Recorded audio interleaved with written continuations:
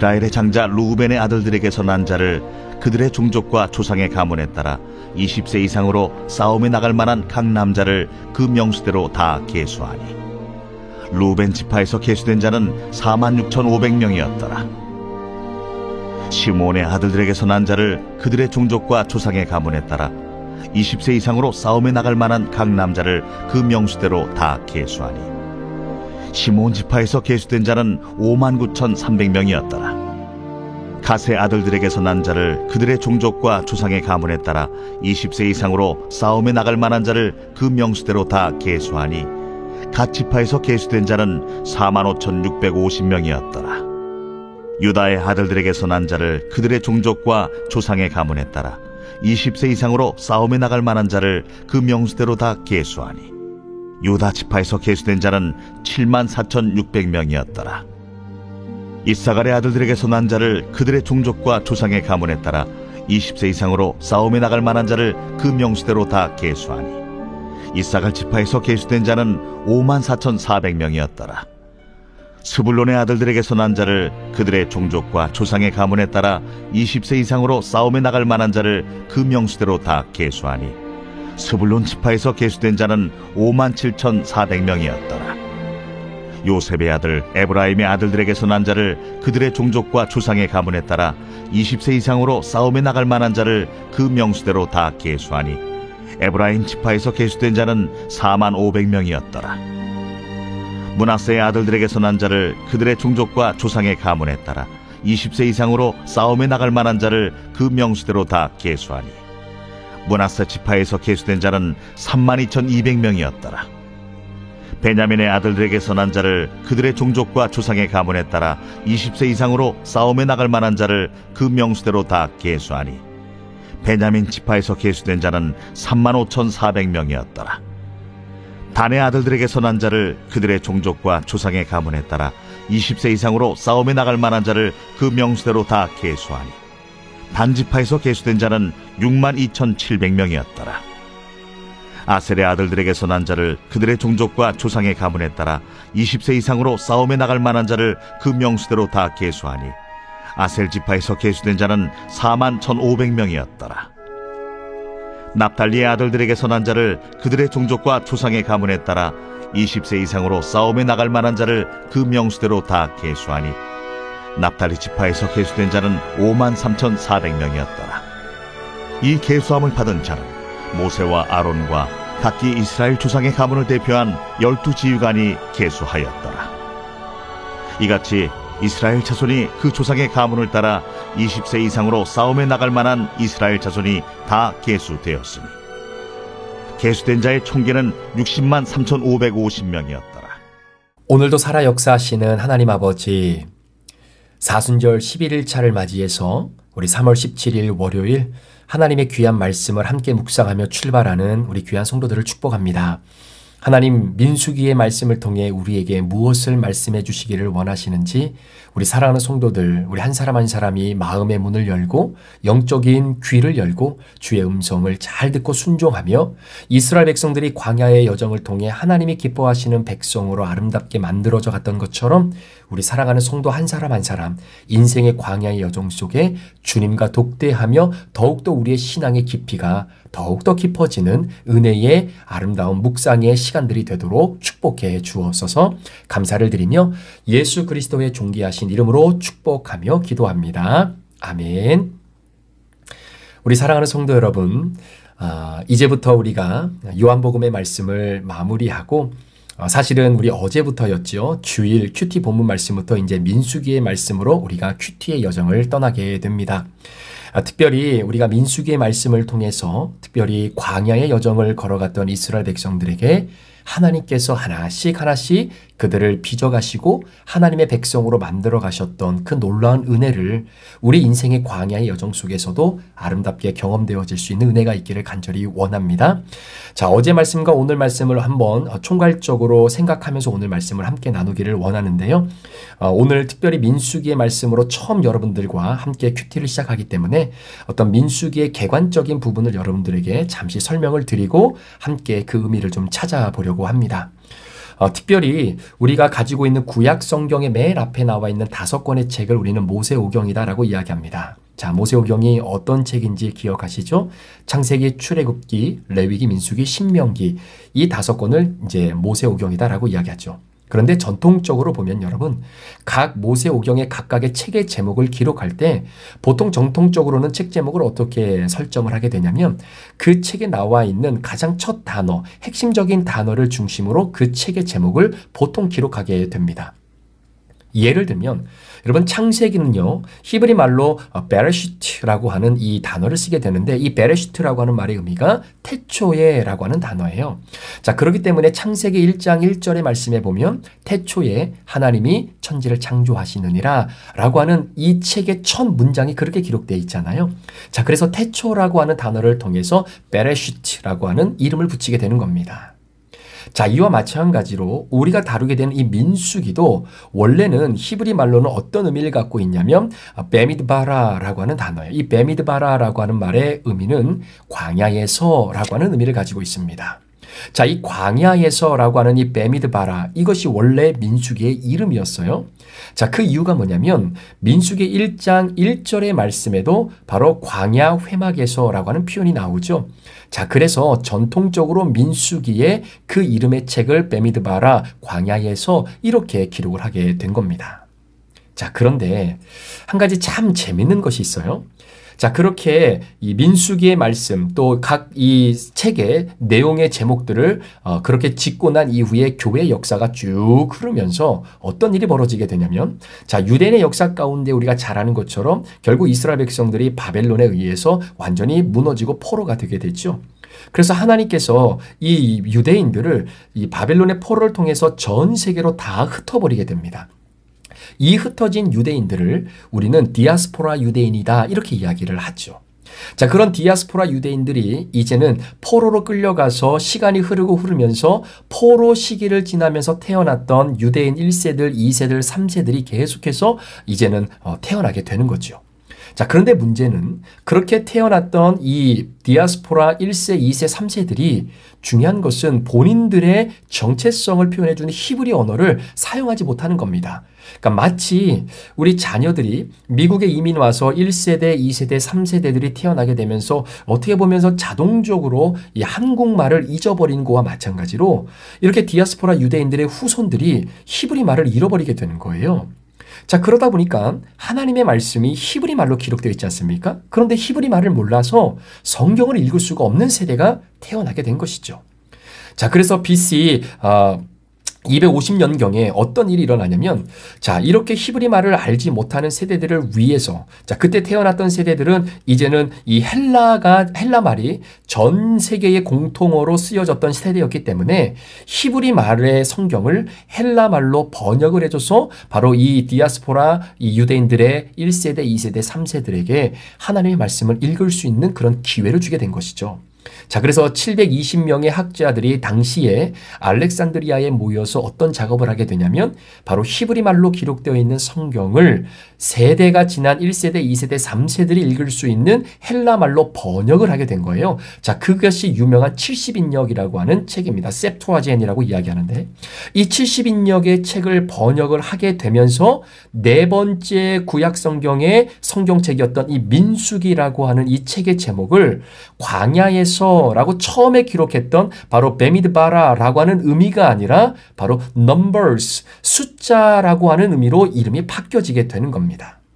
자, 그 이유가 뭐냐면 히브리 말을 헬라 말로 번역하면서 이 민수기의 핵심은 광야에서라고 하는 의미도 물론 중요하지만 이것을 해석했던 학자들이 더 관심을 갖고 더 초점을 맞췄던 것은 민수기는 숫자의 의미가 있다라는 것이었어요.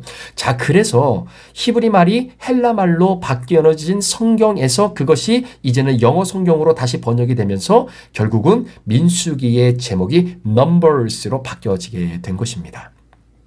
자, 그러니까 70인역에서 이 백성들의 숫자에 깊이 조명을 하게 될 것이고 그리고 민수기의 핵심과 그 초점은 바로 이 숫자에 있다라는 것을 발견하게 된 것이죠. 자, 왜 이것이 중요한 것이고 왜 민수기의 이름이 광야에서 숫자들이라고 하는 이름으로 바뀌어진 가장 궁극적인 그 포인트가 무엇인가? 자, 이것을 우리가 깨닫기 위해서는 바로 이스라엘 백성들의 어떤 조상의 첫 개념으로 등장했던 아브라함이라고 하는 사람까지 우리가 한번 올라가야 되는데요.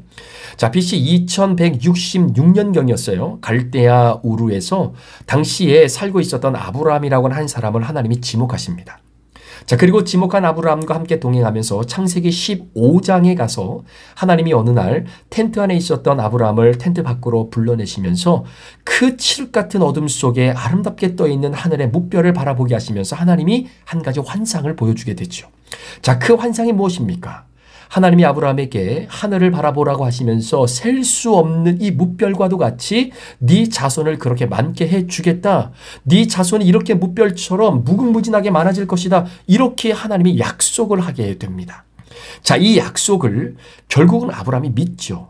그래서 사도 바울이 로마서의 말씀에서 이 창세기 15장 6절의 말씀을 가지고 아브라함이 믿었던 믿음을 설명하지 않습니까?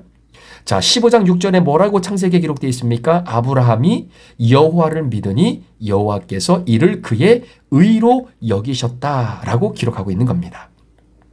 자, 그러니까 여러분, 우리는 이 스토리를 알기 때문에 무별에 셀 수 없는 그런 별들을 바라보면서 아브라함아, 네 자손을 이렇게 내가 많게 해주겠다라고 하는 그 환상의 메시지를 아마 아브라함은 오늘 우리의 입장에서는 뭐 충분히 믿었다라고 우리는 생각할 수 있겠죠. 왜냐하면 결국 아브라함의 스토리를 알고 있기 때문에.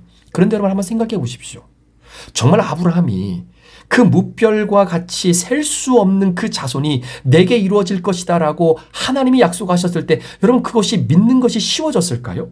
예를 들어서 하나님께서 무별을 보여주신 것이 아니라 마치 사과나무 위에 열려있는 사과의 열매들을 바라보게 하시면서 아브라함아, 내가 네 자손을 이 사과나무에 열려있는 이 사과의 개수만큼 내가 너의 자손을 많게 해주겠다.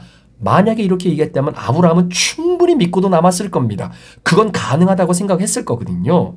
네 후손의 미래가 이 정도는 될 것이다 라고 했으면 충분히 받아들였을 거예요. 그런데 여러분 아브라함의 입장에서 하늘의 무별, 셀 수도 없을 만큼의 그 무별을 바라보면서 네 자손이 이렇게 많게 해주겠다라고 했을 때 여러분 어떤 마음이 들었을까요? 야, 하나님 이거 농담해도 너무나 지나친 농담 아닐까? 죄송합니다. 뻥을 쳐도 어지간히 뻥을 쳐야지. 이런 뻥을 치고 나보러 믿으라는 거야? 이런 마음 왜 안 들었겠느냐라는 거죠. 아니나 다를까 그러한 환상의 약속을 아브라함이 받고 그 다음에 바로 창세기 16장의 현실을 돌아와 보니까 어떻습니까? 여러분 아브라함은 여전히 아이를 낳을 수 있는 신체적인 조건이 됐었을지는 몰라도 여러분 이미 그의 아내였던 사례는요 경수가 끊어진 상황이기 때문에 생물학적으로 여인으로서 아이를 낳을 수 없는 그런 상황 아니겠습니까? 거의 불가능한 상황밖에 될 수 없는 상황이었어요. 자, 그럼에도 불구하고 여러분 창세기 16장에 결국 이 사라는 하갈을 통해서 자녀를 얻으려고 노력을 하는 장면이 나옵니다. 이스마엘을 출생하게 되는 거죠. 자, 그러니까 창세기 15장에서 아브라함이 하나님의 이 환상의 약속을 받았어요. 그것을 그의 아내인 사라에게 얘기하지 않았겠습니까? 당연히 이야기하잖아요. 그런데 그 약속을 받고도 사라는 믿지 않습니다. 웃습니다. 그렇죠. 그래서 결국은 16장에 내가 봐도 이 약속은 뻥이다. 이건 농담이다. 말도 안 된다. 믿을 수 없다. 그러니까 그가 선택했던 차선책이 바로 몸종인 하갈을 통해서 이스마엘을 낳는 거잖아요.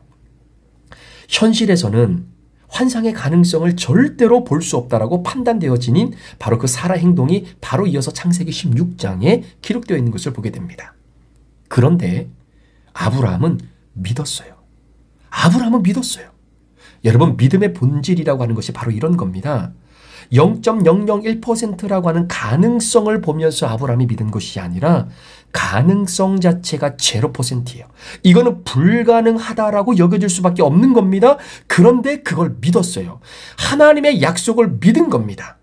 가능성을 바라보고 믿은 것이 아니라 하나님의 존재 자체를 보고 믿은 거예요. 그래서 히브리서에서 히브리 기자는 바로 미쁘신 주, 그 미쁘시다라는 말이 무엇입니까? 불가능을 가능케 하시고 가능성이 0%인 것을 가능성 있게 만드시는 그 하나님의 존재 자체를 믿는 것이 진짜 믿음이다라는 거예요. 안 보이는데 할 수 있다고 믿는 거예요. 없는데 있을 거라고 믿는 거예요. 여러분 그래서 히브리서 11장에는 믿음은 바라는 것들의 실상이요 보이지 않는 것들의 증거다라고 이렇게 이야기하고 있는 겁니다. 여러분 가능성이 0.00001%가 있기 때문에 믿는다면 그건 믿음이 아닌 거죠. 성경이 말하는 믿음이 아닙니다. 아브라함이 구원받을 때 믿었던 그 믿음이 아니다라는 겁니다. 가능성이 아예 없는데도 불구하고 믿는 거, 그게 아브라함이 믿었던 믿음이고 그 믿음을 통해서 하나님이 그를 의롭다라고 여겨주신 거예요. 현실의 가능성을 보고 믿은 것이 아니라 하나님의 약속을 보고 믿었던 그 믿음. 사랑하는 여러분, 저와 여러분들을 구원해 주신 바로 그 믿음이 이 믿음입니다. 이 믿음이에요. 무별의 약속을 받기는 받았는데 여러분, 한 가지 제가 질문을 드릴게요. 창세기 15장에서 하나님이 주신 이 약속, 자손이 이렇게 많아질 것이다 라고 주셨던 이 환상의 약속, 여러분 아브라함이 죽는 날까지 이 약속을 이루어진 것을 못 봤다라는 거예요. 못 봤다라는 거예요. 오히려 이삭 딱 한 사람만 후손으로 이 땅에 남겨놓고 아브라함은 죽습니다.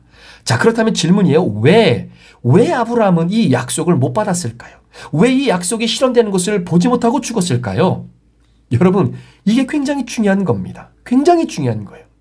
자, 보이지 않는 하나님의 섭리를 내가 믿는다. 하나님이 내게 주신 약속을 내가 믿는다. 여러분, 이게 무슨 뜻일까요? 자, 민수기로 넘어와서야 비로소 아브라함은 실제로 그의 인생에서 하나님이 주신 약속을 보지 못했지만 그럼에도 불구하고 하나님이 보여주신 이 약속을 실제로 보게 된 것이죠. 자, 그래서 민수기 1장 1절 이하의 쭉 말씀을 보면요. 하나님께서 결국 모세를 통해서 그리고 아론을 통해서 그리고 각 지파의 한 사람씩의 지도자인 총 12명을 통해서 민수기의 말씀을 통해 우리에게 말씀해 주고 있는 것이 뭐냐면, 자, 이스라엘 백성들이 20세 이상입니다. 그러니까 아무나 다 생 것이 아니라 20세 이상 전쟁에 나가서 싸울 수 있는 남자들만의 개수의 숫자가 언제냐면 60만 3,550명이에요. 60만 3,550명이라는 겁니다. 자, 그러니까 20세 이상 남자만 숫자가 이 정도 됐으니 여러분 정말로 우리가 정말로 보편적으로 한번 계산을 해봤을 때, 진짜 보수적으로 한번 계산을 해봤을 때 남자가 있으면 아내가 있을 것이고요. 아내가 있으면 그 아내가 있게 했던 부모도 있을 것이고 그 부모 플러스 각 가정의 자녀가 2명 정도씩만 된다라고 가정을 해봤을 때 당시 광야에서 쏟아져 나온 명수만 하더라도 250만 명이 좋게 넘는 인구라는 겁니다. 250만이 좁게 넘는 인구라는 거예요. 여러분, 지금 과학의 최고의 절정을 달리고 건축 기술의 최고의 절정을 달리고 있는 오늘날 시대에도 여러분 250만 명이 한꺼번에 들어갈 수 있는 체육관 경기장 없습니다. 없어요. 이런 250만 명이 모일 수 있는 그런 공간을 지금도 만들어내지 못한 이 현실 속에 당시 광야에 우르르 쏟아져 나왔던 사람이 여러분 250만 명이 넘었다라는 겁니다. 자, 그러니까 한번 생각해 보세요. 당시에 이스라엘 백성들이요, 어느 특정한 나라를 형성하고 있었던 상황 속에서 인구가 불어난 게 아니에요. 애굽이라고 하는 나라에서 노예로 살고 있었던 피지배계급입니다. 노예였어요. 그런데 이런 노예의 숫자가 기하급수적으로 늘어나고 번식력을 통해서 도저히 컨트롤할 수 없을 만큼 인원수가 막 늘어나는 겁니다. 250만 명 이상으로 막 늘어나는 거예요. 그러니까 여러분, 애굽 왕이 그 모습을 바라보면서 두려워하지 않을 수가 없는 겁니다. 그러니까 여러분, 어떻게든지 이 애굽 왕은요, 이런 노예로 불어나고 있는 이스라엘 백성들의 숫자를 줄여낼 수밖에 없었던 것이죠. 그러니까 애굽 왕의 두려움이 좀 이해가 되기는 하는 겁니다. 자, 그런데 한번 보세요. 하나님께서 아브라함에게 창세기 15장에서 네 자손을 내가 이렇게 많이 무별처럼, 셀 수 없는 이 별처럼 너희의 자손을 많게 해주겠다라고 하나님이 약속하신 이 약속이 결국은 민수기에 와서 이루어지게 되는데, 여러분 이 약속의 언약이 몇 년짜리 약속인지 아십니까? 720년짜리 약속이에요. 아브라함이 창세기 15장에서 그 약속을 받은 그 시기로부터 여러분 민수기에 20세 이상 전쟁에 나가서 싸울 수 있는 사람이 60만 3,550명이고 이들을 토대로 해서 당시에 이스라엘 백성들의 숫자가 약 250만 명 정도가 넘는 그런 어마어마한 인구로 번성이 되어지고 번식력을 통해서 이러한 숫자를 가지게 된 시간이 720년짜리 하나님의 계획이었다는 거예요. 그러니 여러분, 아브라함이 여러분, 그 얼마 되지 않는 헤벨과도 같은 인생을 살아가는 그 인생의 하루살이의 삶이 어찌 720년짜리 하나님의 계획을 볼 수 있겠느냐라는 거죠. 여러분 어떠십니까? 우리가 어떤 계획을 세울 때는요, 이 계획은 내가 통제할 수 있는 범위 한도 내에서 세워진 것을 우리는 계획이라고 생각합니다. 혹시 여러분들 가운데 내가 어떤 계획을 세울 때 여러분들이 이 세상을 떠나고 난 이후에도 연결되어지는 어떤 그러한 계획들을 혹시 여러분 가지고 계신 것들이 있습니까? 보통 우리들은요, 내가 어느 정도 인생을 살 것이다라는 것은 대충 생각하면서 그 안에 내가 어떠한 일들을 해야 되겠다라고 하는 나만의 계획들을 세워나가게 되는 것이죠. 따라서 그 계획은 내 수명만큼만 세워지는 것이 사실 우리 인간의 계획입니다. 그러니까 예를 들어서 우리가 가지고 있는 계획 중에 그래도 여러분 가장 길다라고 생각되는 계획 중에 하나가 뭡니까? 내 집 마련 계획이잖아요. 그러니까 여러분 우리가 이렇게 은행이나 어떤 파이낸스 기관을 통해서 론을 받으면 그것을 보통 몇 년을 두고 갚습니까? 이게 30년 두고 갚거든요. 그 30년 정도 계획을 가지고 우리가 그 돈을 갚아가면서 30년 정도 지나야 이제 내 집이 하나 마련이 되는 겁니다. 이게 우리 인간들이 가지고 있는 가장 큰 계획 중에 하나요. 기껏해야 30년짜리 계획입니다. 그러나 여러분, 우리가 믿는 하나님은요, 영원하신 분이에요. 영원하신 분입니다. 영원하신 하나님이에요. 그러니까 하나님의 영원하심 속에서 하나님이 아브라함에게 주셨던 이 후손의 언약의 약속은 그나마 짧은 거예요. 영원이라고 하는 것의 720년, 여러분 이것은요, 눈에도 보이지 않는 작은 점과도 같은 언약이다라는 겁니다. 이게 하나님의 거대한 계획이에요. 여러분, 하나님께서 그의 아들 예수 그리스도를 이 땅에 보내주셔서 구원의 역사, 십자가의 구원의 은혜를 이루시잖아요. 여러분, 이것이 몇 년짜리 계획인지 아십니까? 2000년짜리 계획이에요. 하나님의 영원 속에서 2000년짜리 하나님의 계획을 세우시고 그 계획대로 하나님께서 이루어 가시는 것을 보게 되는 것입니다. 하루살이 인생을 살아가는 우리가 하나님의 계획을 다 본다? 아니요. 그건 불가능한 것입니다. 아무리 하나님이 가지고 계신 짧은 계획도 여러분 720년짜리인데 우리가 그 계획을 어떻게 보고 살아갈 수 있겠다라는 거예요. 따라서 이 하나님의 계획을 내가 다 볼 수 있다라고 생각하는 사람은 진짜 하나님의 광대하심을 모르는 사람이고 성경을 제대로 이해하지 못한 사람이다라는 겁니다. 하루살이 인생이 여러분 내일을 어떻게 예약할 수 있겠습니까? 하루살이가 내일 어떻게 살아야 될지를 어떻게 결정할 수 있겠느냐라는 이야기지요. 여러분 신약 성경에 보면 예수님께서 천국을 비유하실 때에 겨자씨 비유를 하실 때가 있어요. 여러분 이 겨자씨 물론 여러 가지 의미가 있겠지만 이게 무슨 의미가 있습니까? 겨자씨 진짜 씨 중에서도 가장 작은 씨라고 하잖아요. 그게 무슨 의미겠어요? 안 보인다라는 거죠. 안 보인다는 것은 가능성이 없다라는 거예요. 그 말은 내가 구원받아 하나님의 자녀가 될 가능성이 0.00001%가 될까 말까 할 만큼 진짜 눈에 보이지 않는 가능성이다라는 것이죠. 그러니까 한 사람이 구원을 받아 하나님의 자녀가 되어서 천국 가는 바로 그 프로젝트, 이게 몇 년짜리 하나님의 계획이겠느냐라는 거예요. 그 한 사람이 하나님의 자녀가 되고 천국 가는 그 아름다운 은혜를 경험할 가능성이 있어서 보고 믿는 것이 아니라 내 구원은 겨자씨처럼 작은 거예요. 가능성이 없는 거예요. 그러나 하나님이 나를 구원해 주시고 하나님의 자녀로 삼아 주시겠다라고 하는 그 하나님의 약속을 보고 믿는 거예요. 그 믿음이 하나님의 계획을 이끌어 가는 것입니다. 여러분 아브라함이요, 하나님의 약속을 받았어요. 그런데 그 약속을 받은 상황 속에 아브라함이 죽기 전에 현실적으로 그 약속을 이어나갈 수 있는 눈으로 보이는 사람은 딱 한 사람, 이삭밖에 없었어요. 근데 여러분 예전에도 제가 한번 말씀드린 적이 있는 것 같은데 여러분 이삭이라고 하는 사람이요, 굉장히 부족함이 많았던 사람입니다. 관계성도 굉장히 적었고 부끄러움도 굉장히 많았던 사람이고 어떤 사람과의 만남 속에서도 그 만남을 적극적으로 이어가는 성격을 갖고 있는 사람이 아니라 굉장히 회피성이 많았던 사람이고요. 아브라함이 보면 볼수록 이 이삭을 통해서 하나님이 창세기 15장에 보여주셨던 이 약속, 이 후손의 많아짐의 약속을 이 아들이 정말 이어갈 수 있을까? 어떻게 보면요, 차라리 이스마엘을 통해서 그 약속을 이루어 가신다라고 한다면야 조금 수긍이 갈 수 있을지는 모르겠는데 이삭 갖고는 안 될 것 같아요.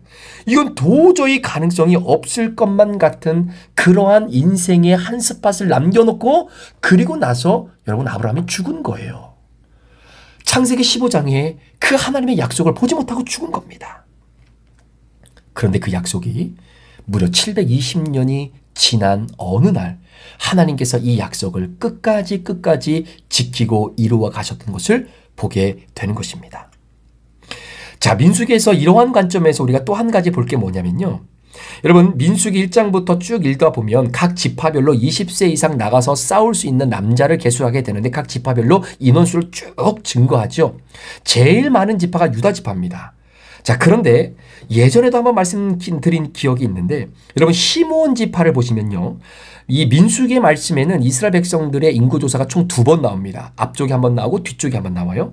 그런데 앞쪽에서 시므온 지파의 명수를 계수했을 때 20세 이상 전쟁에 나가서 싸울 수 있는 사람이 59,300명이었습니다. 12지파 중에 랭킹 3위였어요. 그만큼 인구수가 많았다라는 겁니다. 그런데 1차 인구조사가 끝나고 난 이후에 2차 인구조사를 민수기 뒷부분에 가서 다시 한번 행하게 되거든요. 그때 남아 있었던 인구의 숫자가 몇 명이냐면 22,000명밖에 되지 않아요.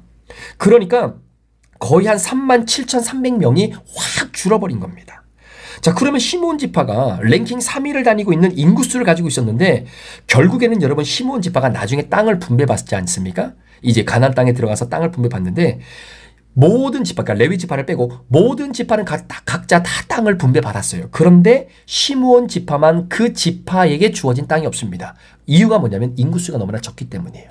그래서 당시에 시므온 지파가 어느 지파로 예속이 되냐면 가장 많은 인구수를 가지고 있었던 유다 지파 안으로 흡수가 되어져서 나중에 시므온 지파는 흔적도 찾지 못하게 되는 상황이 벌어지게 됩니다. 자, 그 이유가 무엇인가 가만히 생각해 보니까 자, 그것이 창세기 49장에 야곱이 12명의 아들들을 쫙 놓고 이제는 각각 이제 축복하고 저주하는 어떤 예언의 메시지가 쫙 나오는데요. 당시 창세기 49장 5절부터 7절까지의 말씀에 보면 여러분 시몬과 레위가 단짝 형제였거든요. 그런데 시몬과 레위 두 지파를 향해서 야곱이 어떠한 하나님의 말씀에 예언을 하게 되냐면 제가 읽어드릴게요. 한번 들어보세요. 자, 창세기 49장 5절입니다. 시몬과 레위는 형제요. 그들의 칼은 폭력의 도구로다.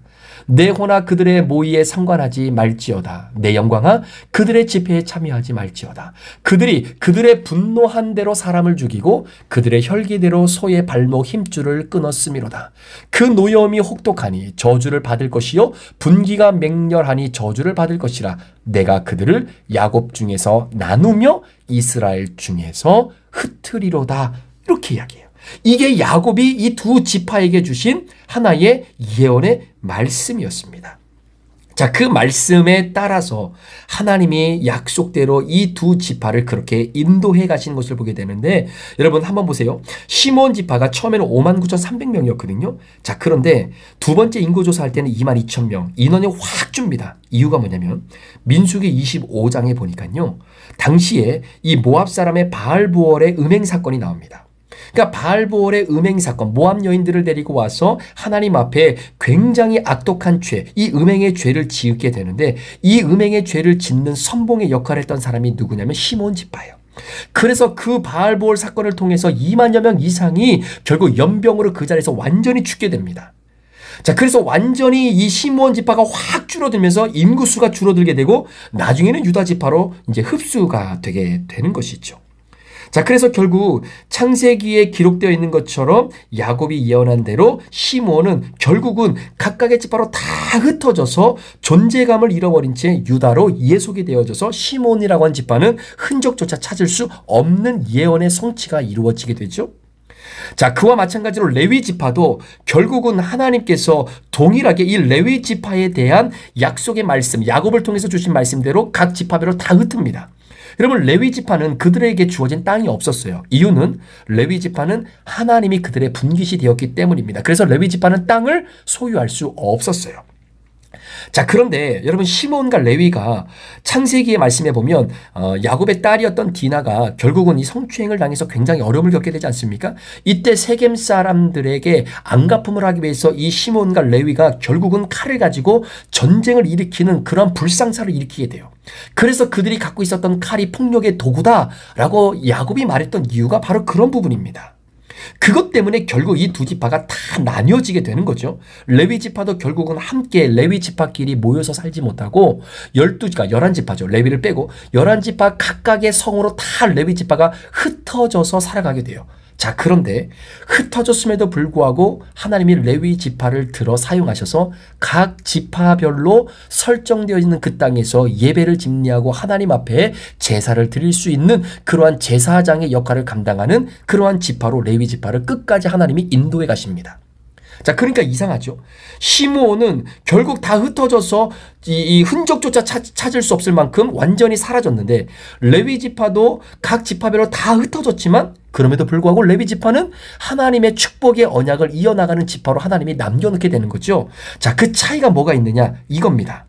시므온 지파는 민수기 25장의 바알볼 사건을 통해서 완전히 하나님 앞에 회개의 기회를 잃어버려서 완전히 그 지파가 완전히 속수무책으로 몰락하게 되어지는 결과를 얻게 되는데, 자, 레위 지파가 어떤 일이 있었냐면, 자, 창세기 32장에, 출애굽기 32장에 보면 여러분 이 금송아지 사건이 있어요. 이 금송아지를 세워놓고 이것이 우리가 믿는 하나님이다, 광야에서 우리를 인도할 신이다, 이렇게 얘기했을 때 모든 지파들이 다 함께 이 금송아지를 섬기며 나아가는데, 그때 모세가 딱 명확하게 이야기합니다. 자, 선택해라. 이 금송아지가 너희를 이끌 하나님이냐, 아니면 우리에게 율법을 주신 그 하나님이 우리의 진정한 하나님이시냐, 너희가 선택해라 라고 했을 때에 여러분 레위 지파는 그때 하나님 앞에 회개하고 다시 바로 하나님 앞에 온전하게 서는 그 레위 지파를 보게 되는 거예요. 그래서 영적인 간음을 행했던 그 금송아지 사건을 통해서 결국 하나님께서 레위 지파의 회개를 받아주시고 그들을 다시금 회복시켜 주시는 사건이 있었다라는 것이죠. 자, 그러니까 창세기 49장에 기록되어졌던 하나님의 말씀이 야곱을 통해서 예언되었던 말씀이 그대로 이루어지게 되는 것을 보게 되는 거죠. 그러니까 하나님의 언약의 말씀은 반드시 성취가 되는 것입니다.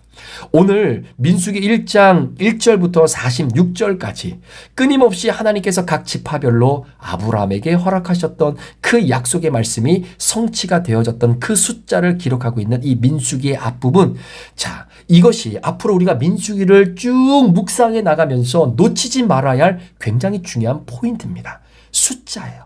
이 숫자를 통해서 하나님이 어떻게 약속하셨던 말씀들을 이어가고 이끌어 가시고 완성해 가시는지를 우리가 함께 보자라는 이야기입니다. 송함하며 기도하기는 하나님의 계획은 우리의 짧은 생각과 헤벨과도 같은 인생을 살아가는 우리의 연약함으로는 절대로 다 이해할 수 없어요. 720년짜리 여러분 하나님의 언약의 계획은 진짜 짧은 겁니다. 예수 그리스도의 2000년짜리 계획, 아니 저와 여러분들을 향해 지금도 가지고 계시는 이 언약은요 3000년, 4000년, 5000년짜리 계획일지도 몰라요. 그 계획이 지금도 유효하고 있다라는 사실, 그 계획의 주인공으로 하나님이 오늘도 우리를 사용해 주고 계신다라고 한다면 우리는 끊임없이 그 하나님의 신실하심을 믿음으로 바라보면서 정말로 불가능한 것을 믿는 그 믿음, 0.0001%의 가능성을 보고 믿는 믿음이 아니라 그 불가능 속에서도 그것을 가능케 하시는 하나님의 존재 자체를 믿고 이 광야의 여정을 오늘도 함께 걸어갈 수 있는 그런 저와 여러분들 되시기를 우리 구주 예수 그리스도 이름으로 간절히 축원합니다. 기도하시겠습니다. 하나님의 언약은 반드시 이루어집니다. 그런데 우리는 그 언약이 다 내가 살아있을 때 그 언약의 성취를 경험하기를 원합니다.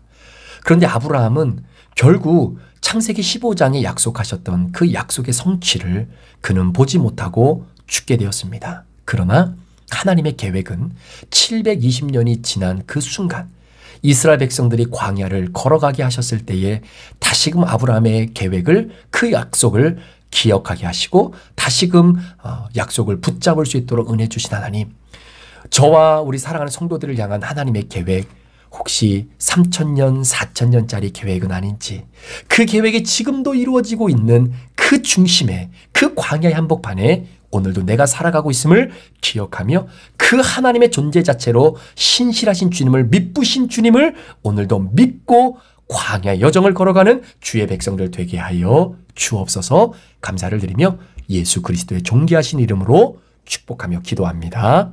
아멘.